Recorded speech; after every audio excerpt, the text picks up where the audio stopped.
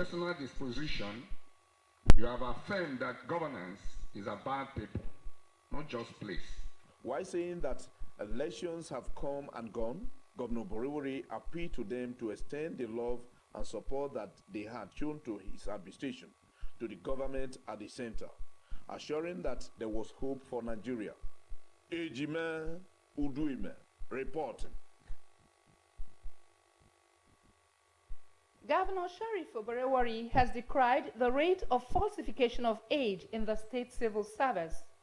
Governor Oborewori expresses displeasure at a dinner organized by the state government for top government functionaries and top officials of government establishments, held at the event center, Asaba. Again, Ejime Udueme reports. The governor said civil servants who had attained the age of retirement should retire from the service to create opportunity for the younger generation. He noted that the state had a workforce of over 60,000 with a wage bill of over 16 billion naira monthly, and appealed to permanent secretaries, heads of extra-ministerial departments, directors and deputy directors to continue to discharge their duties diligently and professionally. Governor Borewori stressed that due process will be followed in appointing a new head of service when the time came, adding that more permanent secretaries would also be appointed in due course. He thanked the workforce for their continued support for his administration. I want to appeal to our permanent secretaries, directors, deputy directors. We have over 900 here.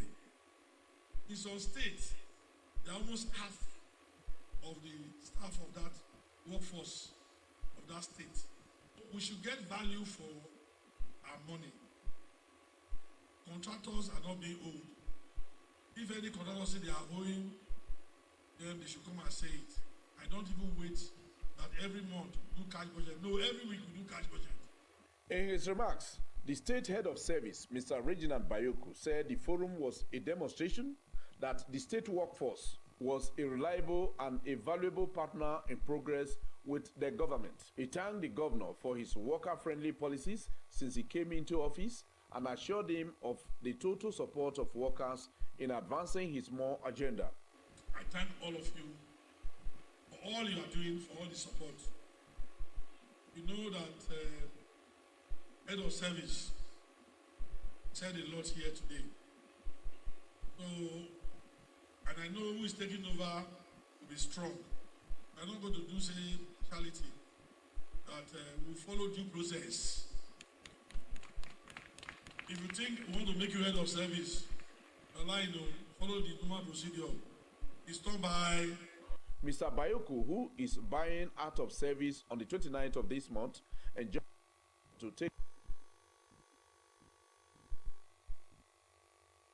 the moment you assumed office, even before you assumed office while you were campaigning, but from the moment you assumed office, you have made it abundantly clear that your administration is committed to strengthening the capacity, efficiency, and welfare of civil servants with the ultimate aim of improving service delivery. The evening featured entertainment through music, comedy, and cultural dances by the Delta State Cultural Troupe.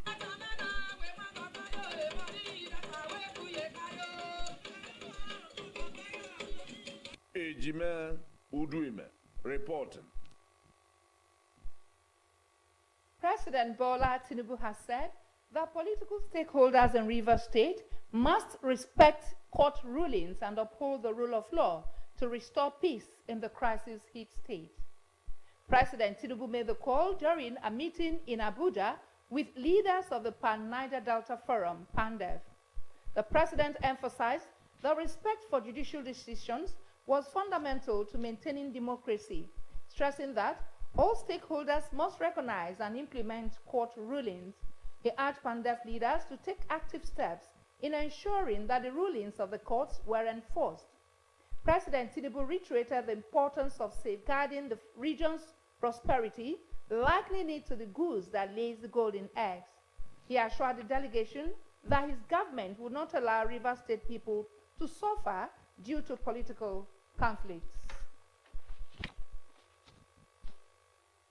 And that's news update for 12. Join us again at 1 and 2 for more updates. I am Princess Modi. Good afternoon.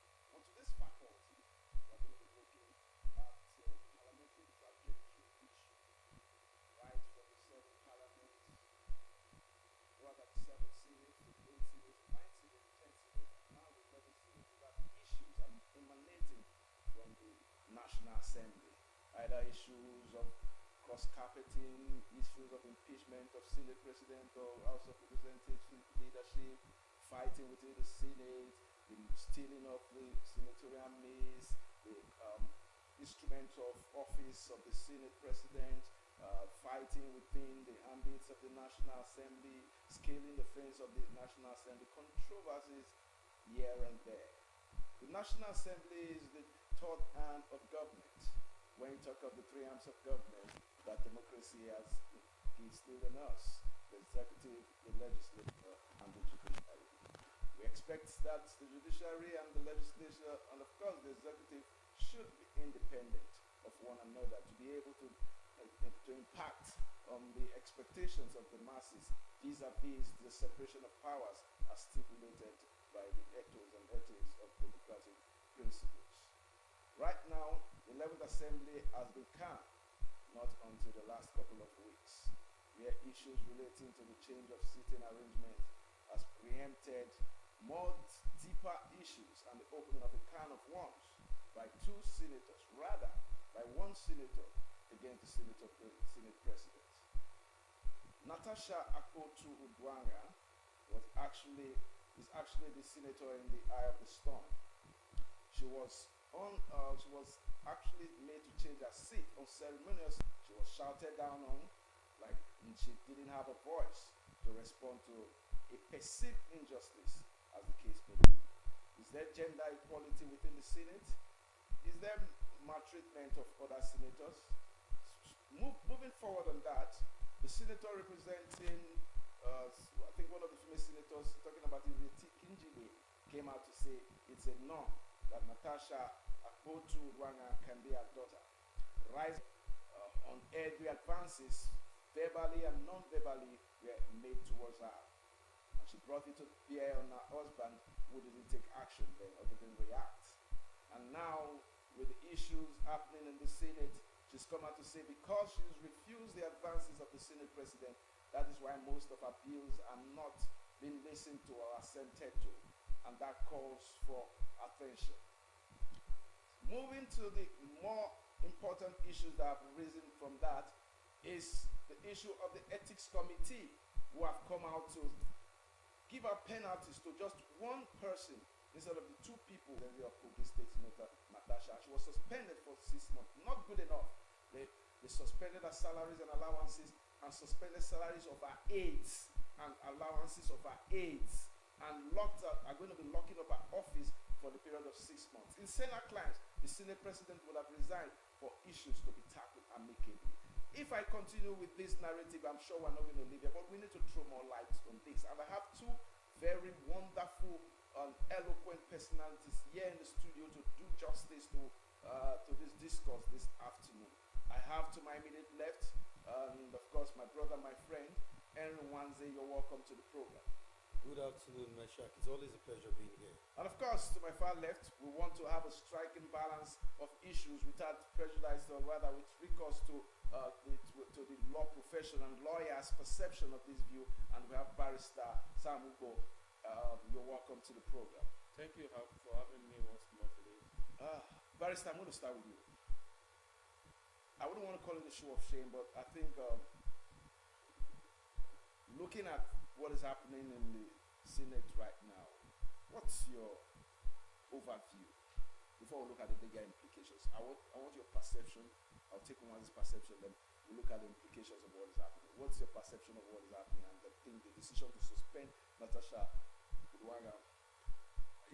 For me, I think if she has to be suspended for no just reason, they didn't look at.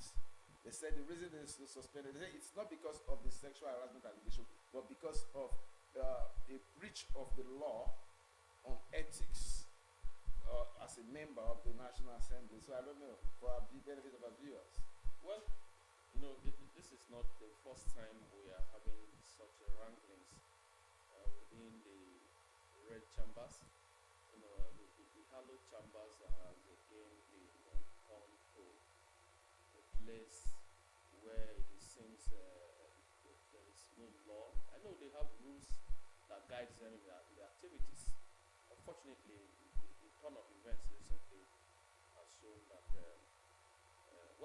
I wouldn't say Nigeria, the case in Nigeria is different. It has happened in other countries, in other sub-Saharan countries and African countries and across the globe. We've seen situations where people involved in free-for-all fight in the Senate and in the House of Reps. It is not the first time, but this one is a different ballgame this time because somebody has been suspended. The senator who represents the senatorial district in her state has been suspended for 6 months. The implication is that no activities, no representation from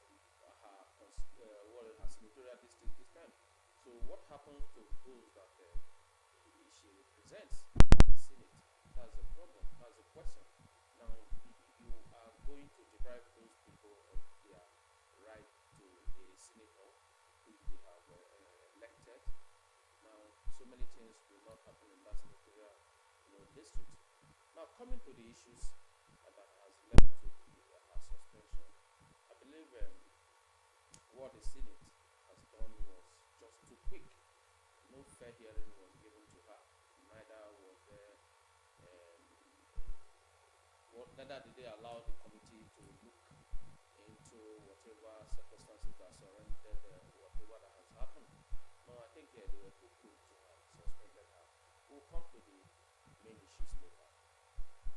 All right, that's a good one so far. But someone's I already looking at your face presently in the studio, I can see etched on your face is that that look of disappointment in the Senate leadership and the treatment of Senator Natasha Uduaghan. What's your overview of the situation before we pick the nitty-gritty?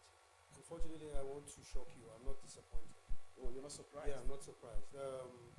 For those who had the thought I would notice, when the battle for the seat of the Senate president, as it were, was ongoing, and we saw that there was tilting, that the presidency, of course, would want to install their own man, or rather their puppet, as it were. We've seen for the past 10 years. We saw it okay, let's say for the 4 years, the last 4 years, the twilight of the tenure of President Muhammad Buhari, when the first tenure didn't really work out well because of the Saraki factor, and they decided to put in their man there as well, who ended up being a stooge, you know, the man called La Trajectory. And so this time around, they decided President Bola Ahmed Tinubu needed to put his own man there. And the best person to fit in the shoe was a controversial figure who got in there through controversial circumstances. Well, that's a different story for another day. A man who won the election to the Senate without contesting for that election in the first place. That was already hanging on his head as a sword of Damocles. As if that was not enough. He came in there, and since he assumed office, there have been so many loose remarks. He has been too much of a loquacious or a garrulous fellow. More like somebody who's supposed to be a statesman, somebody who's the number 3 citizen of the Federal Republic of Nigeria, ought to control his utterances. We had so many cases of let the poor breathe, and cases of sleeps like telling us that prayers have been sent and stuff like that. We all know the stories. This is not a night. Yeah, and we'll come to that. So this didn't just start. So that's why I'm not disappointed at his behavior. What is more surprising to me is the Senate as a whole. And I say the hallowed chamber has turned to the hollowed chambers. I even wrote a poem on that piece. And it's quite unfortunate that an institution, you know, these are the problems we're talking about. The institutions, we are not bereft of institutions. The only problem we have institutions that are very weak as well. And the Senate has shown itself, put itself in public opprobrium. You are saying the woman has put the entire, you know, the Senate in opprobrium. Rather, it is the Senate itself that has put itself in, you know, the public opprobrium. The thing is, yes, we know there are rules, there are standing rules. Here we're going to talk about allocation of seats. Yes, it is the prerogative of the Senate President to allocate seats to senators. It is also part of the rules that as a senator, you are not supposed to speak, you know, outside the seat where you are allotted to speak from. Okay? And you're only permitted to speak. We know these rules are there. And you later come up with the issue of, you're not suspending her because of the sexual harassment stuff, and it was too hasty. I want to agree with the council here. You were too hasty in the point, as it were. And to cap it all, even in the eye of the law, Akpabio also erred, because I don't know, I think they should be more educated. There is this Latin Martin, Nemo Judex in Caso Sua. You cannot be, no man can be a judge in your own cause. I expected Motoko, Akpabio to have stepped down, not resign. Let's not put the word resign. It will seem as if that is the aim of the Akpoti Uduagans, you know. At least step aside. You have a deputy Senate President pending when investigation, and the investigation was so hasty. And you said 14 members, right? Yeah. Of the committee of ethics, privileges, and public petition signed it. And now we're hearing, what's his name? The former governor of Bayelsa State, Seraki Dixon, that went to see the woman on the court visit, said he was away on another committee assignment on the issue of tax reforms. That means he didn't sign it. And some persons are saying, I don't. So we are in the coming days, we're going to see more interesting time. But it's quite unfortunate that in as much as we agree that there are standing rules of the house, but there's what we call, you know, the rule of law. There are certain things you need to, underscore, and that it wasn't taken into cognizance. And if you are leading the way for people to follow, you're not leading us by example. And that's exactly what happened. Talking about leading way for people to follow, leadership has been something that has not really happened in the Senate, because we've seen, especially in this 11th assembly, we've seen a lot of issues emanating from the Senate. Now let's look at the issues that were raised and how feasible and realistic it is. First and foremost, Natasha comes out to say, yes, I have been harassed. That is even far more important to me than the issue of seat movement. I expected that the Senate should have been ruled like you affirmed, and like is expected from international best practices, that it should step aside and allow independent assessors. Now, do you think, Barrister, it is in line with the reality on ground that the ethics committee, for example, has been come, and now they are taking the decision And they claimed 14 senators signed. But we are hearing most of the senators, or rather some of the senators, are coming to say no, they were not part of that signing. So now let's look at the role of the lawmakers in this case. What would you have advised different? Do you think the Senate president still remaining in his seat is justified? Then the ethics committee throwing away weighty allegation that has come to the domain of the whole of the world, and of course being in social media has come and not taking any issues serious. What should be done rightly right now? What do you think the ethics committee have done? What do you think they should have done rightly instead of what they have done right? Well, I would say that the ethics committee has not carried out their lawful duty. It is their responsibility to investigate the allegation as leveled by the senator, Ms. Natasha. Somebody has come to say this is what has happened, and I think she came through a petition. Yes. She laid the petition. Now, what the committee They rejected the petition. They rejected the petition. I mean, so what is the purpose of the rule of law? Now, it is expected that she should be heard. He should be heard. Then, like my friend just said, and the Senate president ought not to be on the seat while that matter is being addressed. Like he said, you cannot be a judge in your cause, because there is every likelihood that you will be biased. Yes, there is no how the woman will get justice if the accuser is the person sitting on an allegation. The accused, rather. Yes, if they are, rather, I will not say senator, the Senate president is the accuser in this.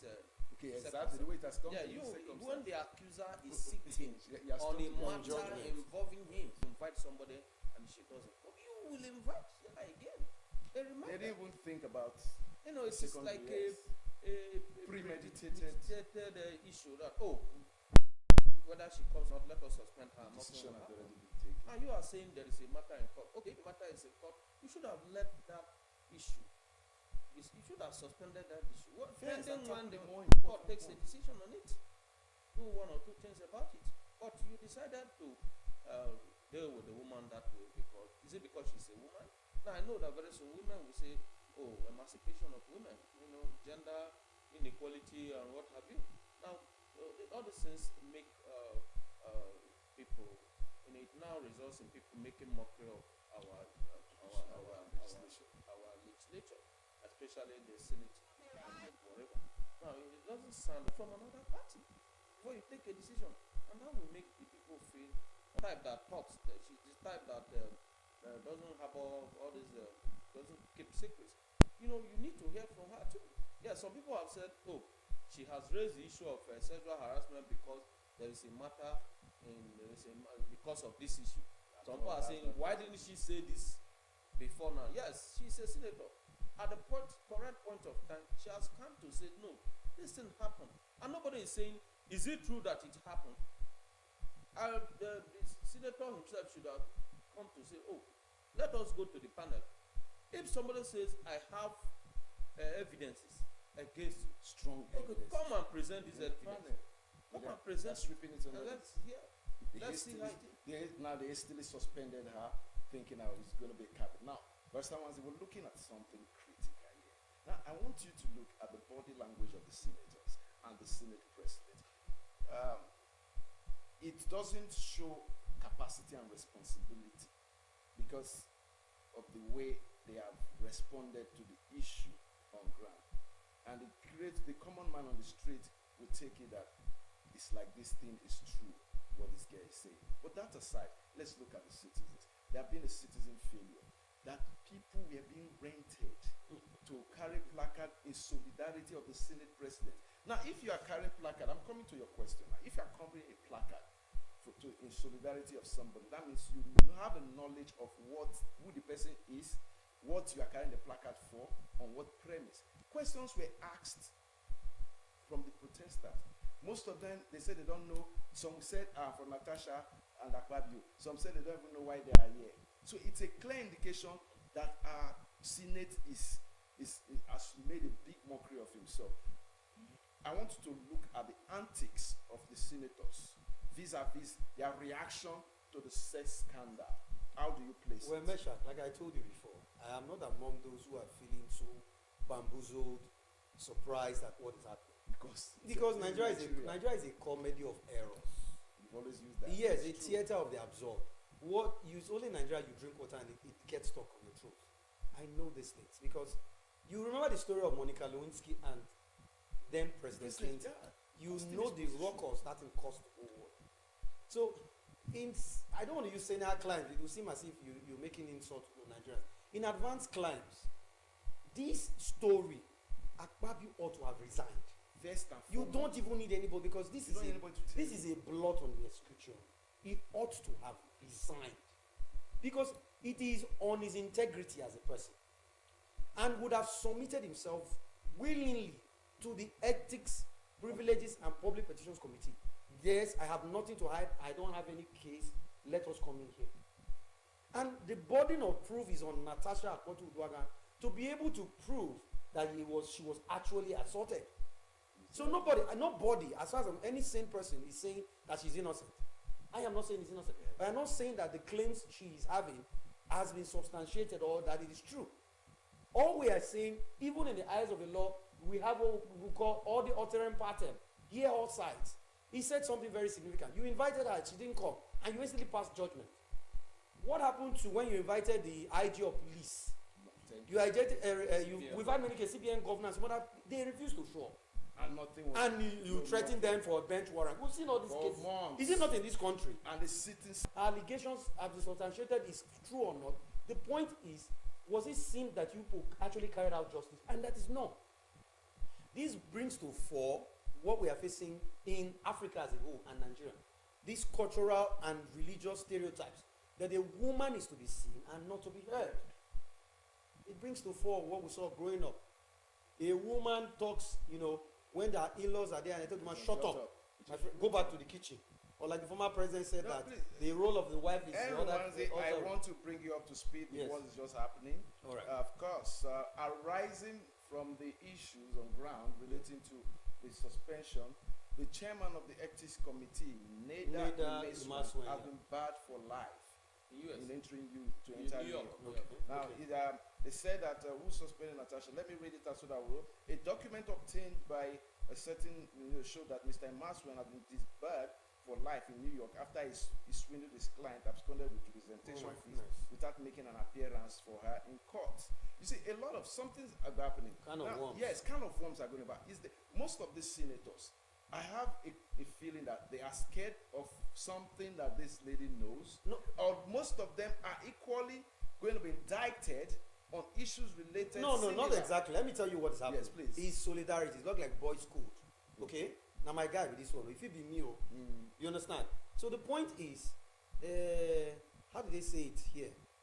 You don't throw cockroach in where you have what they call it, where you have a nest of cockroaches, or how do they put it now, or geckos. You throw ants, or there are ants, in the back of where geckos are. They will feed on it. So she is in a midst of pack of wolves. And they will always protect their own. Like I just told you, growing up is like that. A woman can never win a case naturally. I remember growing up, if a woman does something, the man says, they tell the woman that the woman has to apologize to the husband. It doesn't end there. The woman is told to go and bring a white cock or kill, or use an egg to kneel down and beg the husband. If not, the husband will not eat the food. I'm not even talking about the woman going out to go and mess up, as it were. Normal quarrel. So it is a cultural thing, it's a religious thing that, it is difficult. And some of these persons came from communities and the rest of it. So it's still there. And so if this woman has to, you must have said this woman has to shut up. The woman is too, she's too vocal. So it's just a way of silencing her. But they should look at the bigger picture. You are making a mockery of an institution of government that will hold there. It's very simple. You invited her, she didn't show up. Obviously, she has reasons. Invite her again and again. Then it will be seen that you've given her all, the required, avenue for her to come and defend herself. You didn't do that, and you were so hasty. Now look at the way the whole thing is panning out. She laid before the public petitions, that's Ethics, Privilege and Public Petition Committee, the issue of sexual harassment. why not discuss that issue? That is far more important than sitting. Because now, do I even need to tell you, among the standing rules of the House, yes, it is a prerogative of the Senate President to allocate seats. It's also the prerogative for the Senate to change it from time to time, of course, but not without recourse to informing the senator involved. And also, no senator can speak, outside that place with the seat allotted to. We know that. And you yourself said it, that probably because all those senators that came in midway, they need orientation. He said something sarcastic about that. So one would have expected, organize a seminar for new senators like Senator Natasha that came in midway. They were not taking that matter serious. Because as far as I'm concerned, until she opened the can of the Pandora box of the sexual harassment claim, that's when they knew that they had to now bring up the issue that she violated standing rules. Yeah, exactly. And for God's sake, hastily- even the standing rules, the highest punishment a senator is supposed to have for disobeying the order of the Senate is one. Either the Senate President asks that this senator be suspended for the rest of the legislative activities for that day and escorted out. And if the senator insists and makes the place unruly, the sergeant at arms is made to escort her out of the premises. Worst case scenario, the person is suspended for 14 legislative days. We talked something about representation. Yep. How can you suspend a senator representing a people? half She a represents year. Kogi Central for 6 months. Do you know what that means? That means Kogi Central will totally cut out. And yes, Kalu, the Senator Kalu, the senior Senator Kalu, also appealed on behalf of the 8th. I think that one was amended. Yes. That prayer was amended. So they will be allowed salaries. But that is also a slap in the wrist. As far as I'm concerned, what this issue is, the worst case scenario that would have happened if you are punishing her that she violated the standing rules is to suspend her for 14 legislative days, which is in their laws. The Standing Order 2023 as amended, 2015 as amended also states it. You didn't do that. So this is a case of using a sledgehammer to hit an ant just to silence the woman. Using a sledgehammer to hit a hand and ant is what Wanzi has talked about right now. If you're just joining us as the faculty, we're looking at the suspension of Senator Natasha Akpochu Wanga, President Senator representing Kogi Central Senatorial District from Kogi State, who has been suspended by the Ethics Committee over issues relating to movement of seats without looking or touching on the more and much important issues she raised in terms of sexual harassment by the Senate President. Now let's look at the trajectory of controversy, some of the issues in the trajectory of controversies concerning the Senate President. The issue of money has been sent to your bank accounts, the issue of calling the same Natasha, this is not a nightclub, and so many other issues. But the one that strikes me the most is the one that last week a female, a former member of the NDDC, coming out to say, I can't remember her name now, that Senator Akpabio as the MD has actually sexually harassed her as well. For all these people to come out to talk, and I know a lot of, like you said, the Pandora box will be opened subsequently when people have seen the boldness that people are coming out to say Natasha has spoken, this other lady has spoken, more women will come out to talk, because it's not just about Akpabio, I hope. it's about I hope more I women hope come out. it's about the leadership, because Obi has given support, they will get more support. But let's look at the personality of Akpabio. I'm talking to you about Samuel. Akpabio as a man has been full of controversies. His utterances, his leadership style, his personality, his lifestyle, which encompasses the totality of who he is, and is a true reflection of the leadership we have in the National Assembly. Can you give us an expose on the personality and, of course, the controversies? Well, the Senate President is the number 3 man in the country, in Nigeria. So that position is a very serious position to be reckoned with. It is not a position that is meant for persons who cannot control themselves. For you to be a Senate President, you must have that self-control in you. No, you don't have to be loquacious. You don't have to say whatever you say. You know what you could say at a particular point in time. You know, there was a time he told the senators, something, money have been, your accounts have been credited, and the whole world had that. That is even enough for Senate president to resign in some Yes. climes. I will use that Senate climb this time around. You know, the way we run our country, it is as if we don't have rules guiding us. We do whatever we like, and because nobody asks us, it's so unfortunate. I wonder what such persons are impacting on the younger ones who may be in that position tomorrow. You know, you need to leave a good legacy whenever you occupy a very serious position like that. Now, an allegation has been leveled against you that you harass somebody or harass persons, sexual harassment here and there. Now, it is even enough for him to leave that position because you are not showing us credibility.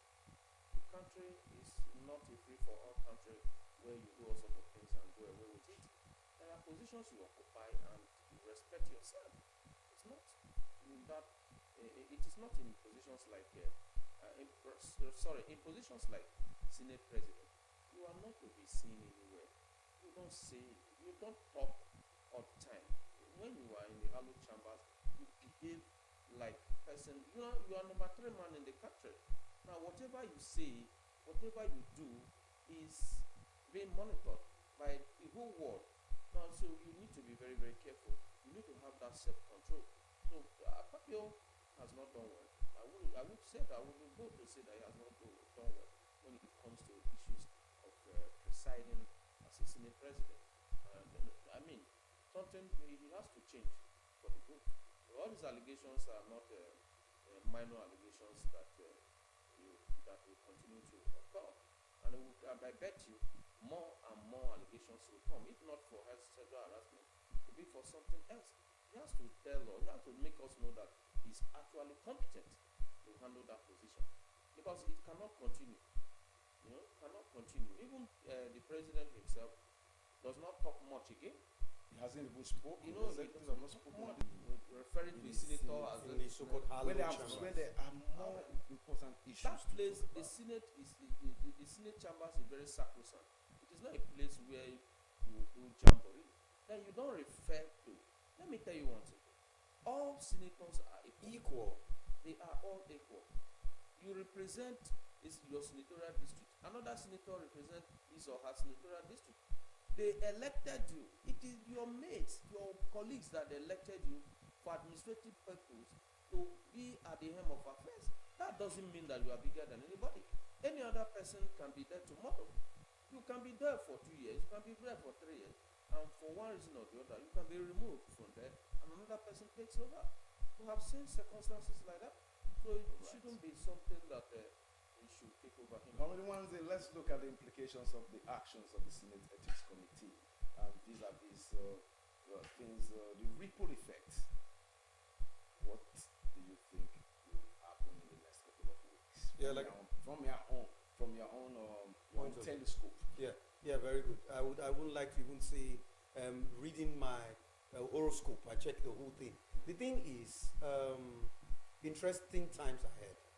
How this thing pans out in terms of how the judiciary handles it, because we already know there's a pending court case in that regard, and the ethics committee's action could be regarded as disregard for court processes as the case will be.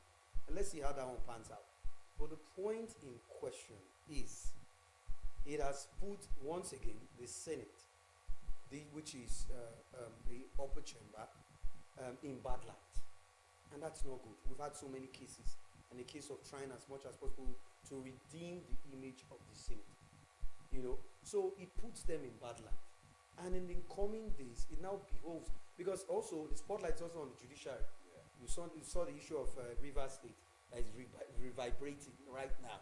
A lot of problem causing even some lawyers will not even accept the judgment, but you don't have any choice. It is the apex court decision. You have to accept it. Okay. Now, the ruckus is causing in Rivers State now. I'm sorry, I'm digressing. Is and I know it's causing more harm than good. So in the coming days, it's going to be interesting how the judiciary is going to handle it, and whether Natasha is going to be cowed into silence, as it were. Because that is the aim of this whole thing, as far as I'm concerned. Okay, so the point now is, yes, the upper chamber has really has shot itself in the foot. I just hope there's going to be a vote fast to ensure that they are able to correct their whatever their actions they've done. I don't know how possible that is, because as far as I'm concerned, most of these senators are also guilty of these very allegations they've levied against Akpabio. That is And right. so that yes. is the reason they are standing firm. Now, sorry, I'm also diverting. Most people have talked about so many things about Natasha. In this process, they are trying to slut shame her. I don't know if you've heard about the case of she's married, she has been married to 6 women, she has her children. And me, you've left the weighty issues and you're trying to slut shame her. Exactly. Saying all kinds of things about her. The other day, I was having another conversation. Somebody said, I know the husband, I know the wife he married, Ima Udwana, before he got married to Natasha. I know what Natasha did to Ima, to the former wife. That so many unreasonable things. The point, let us focus on the issue. Stop slut shaming an individual. Start to paint her. And some say, why is it now? Why not now? It is. Let me tell you, people who have been abused, sometimes they don't know they're abused. Sometimes you know the emotional and the trauma they go through. Some of them, it stays for years. Psychological damage it does to them. And so when they wake up, see many cases we've had in America and other places, and they discover, yes, this is what has been happening to me because I was abused, over the years.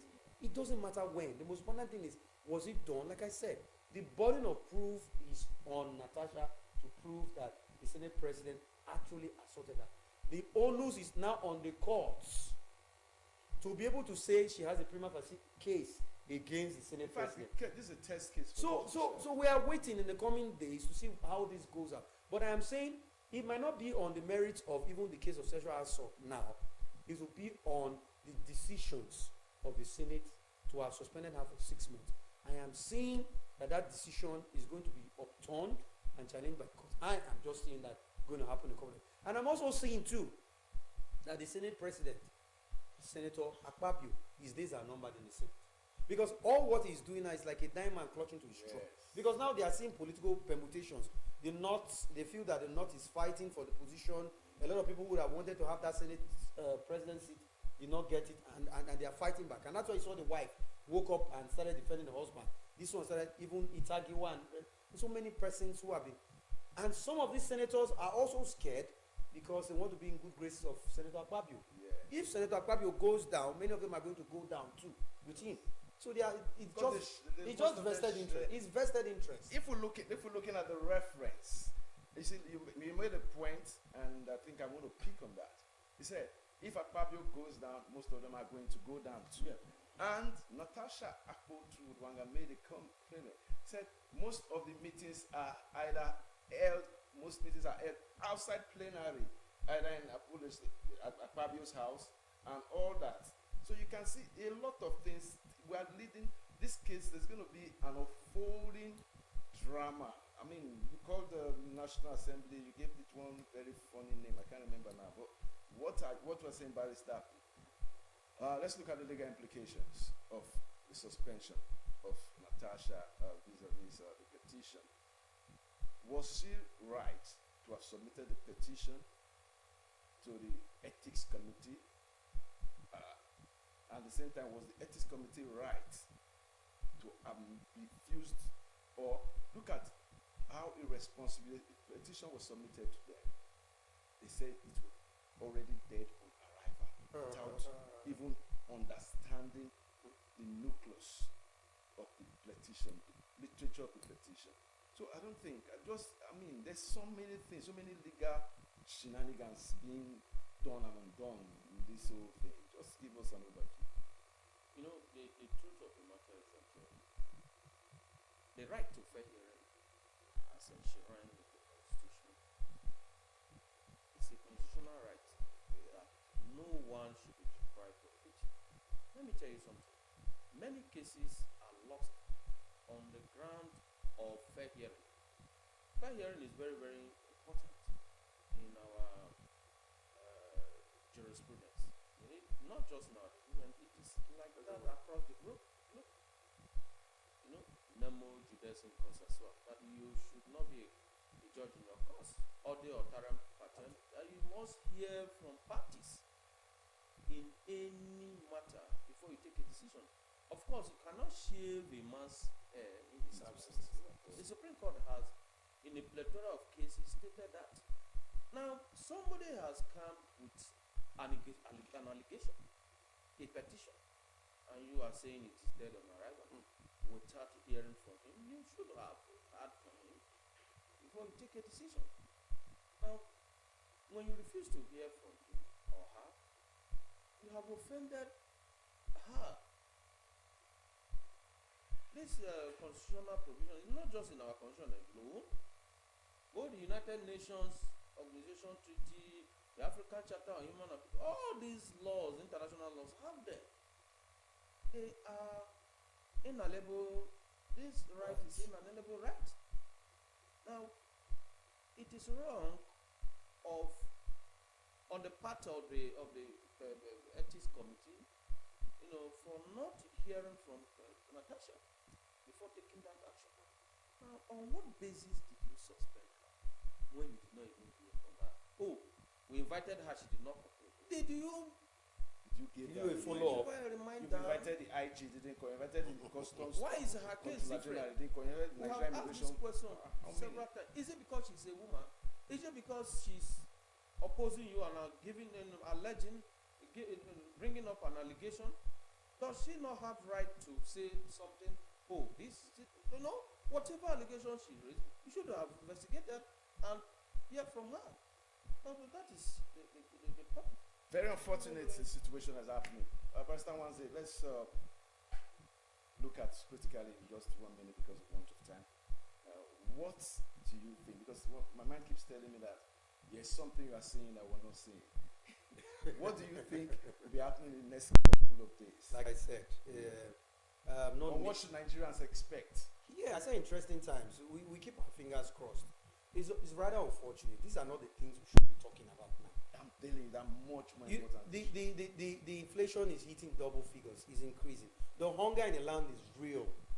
We are suffering from a litany of hikes in electricity, hikes in telecoms, hikes in food, hike in every strata of our being. Nigeria has been asphyxiated. We can't breathe. And now we are talking about issues of this nature. And that's why I say Nigeria is really a crime scene, a comedy of errors. So in the coming days, I hope, like I know, that this decision of the Senate, maybe there will be a political solution. There will be a doctrine of necessity. Yes. Otherwise, I think the president has to step in. If not, but I think this might end. Akpabio may lose that. Well, like it or hate it. One last word, Pastor Wanze. I mean, I just hope they resign their decision. They should call her back and let them resolve it politically, or otherwise the position is. Both of you are saying politically, but the sexual harassment issue cannot be resolved politically. Well, I think you can still resolve everything politically. Like I said, they didn't handle it very well. That's just the point. There's nothing. They allowed ego to trivialize it because of their ego, especially on the part of the men. But however, moving forward, it's been a wonderful session with two very wonderful gentlemen in the studio here with me. We've looked at the suspension of Senator Natasha Akpoju-Uduaghan, issues arising from the sexual allegations being instigated against the Senate President, and the hasty decision of the Ethics Committee without recourse to fair hearing and a reminder to suspend Natasha Akpoju for a whole period of 6 months. Quite a metaphor, if you may ask me, because we've seen people being invited to the Senate Committee on Ethics and they never got there. They never came. The CBN Governor, Custom, IG, Inspector General Police, Controller General of Customs, Nigerian Immigration Overall Boss, you name it, a lot of them, they didn't come even with multiple reminders. But moving forward, like the Senate or hate the Senate is going to swallow some people with their positions in the coming weeks. That is sure going to be happening with the hope that the Pandora box likely will be opened with the issues emanating from different angles and different sources. Somebody must bear the cat, and we hope that the cat will not bear the person. It's been nice having you. Of course, I must appreciate Comrade Henry Wanze. Thanks for coming. Thank you very much. Barrister Thank Sam, you very much for having me. thanks for coming. We hope we'll call on you again. You'll be here to throw more light on this very wonderful issue. For Natasha, we stand by you. Nigerians, we stand by you. If it's true that it's happened, we stand by you. Let the judiciary not be compromised and let justice be allowed to prevail. Good afternoon.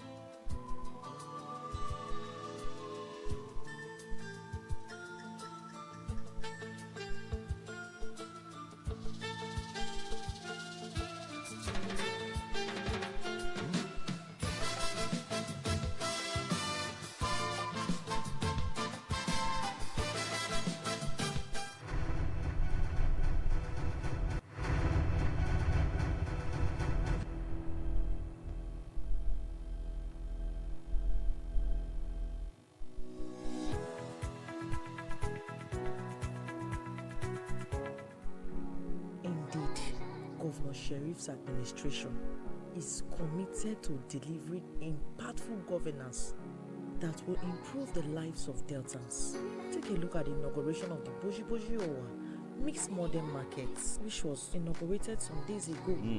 The newly inaugurated Boji Boji Owa Mixed Modern Market, which includes a modern abattoir, is crucial towards improving economic activities and also stimulating innovation. Governor Sheriff. And because Governor Sheriff is dedicated to providing sustainable infrastructures, he has also encouraged that the facilities be given timely maintenance. Governor Sheriff, always concerned about the well-being of Deltans. I even hear say in line with the more agenda, opportunities for all. So Governor Sheriff, he don't call for the redesign of academic curricula to equip graduates with the technical skills necessary for them to become job and wealth creators. And no surprise, just some days ago, the Delta State Ministry of Science and Technology inaugurated the More ICT Year program at the Delta State Innovation Hub, Asaba. This program is a government-backed initiative aimed at equipping youths with essential digital skills. For this Delta State, more agenda will reach all of us. Opportunities for all. Yes, sir. Brought to you by Delta State Ministry of Information.